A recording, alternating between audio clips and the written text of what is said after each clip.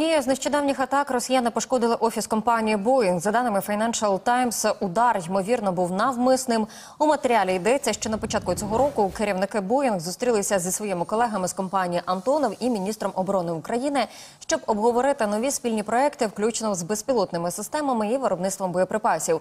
До того ж, журналісти вважають, що атака на таку відому американську компанію в Україні може викликати гнів президента Дональда Трампа.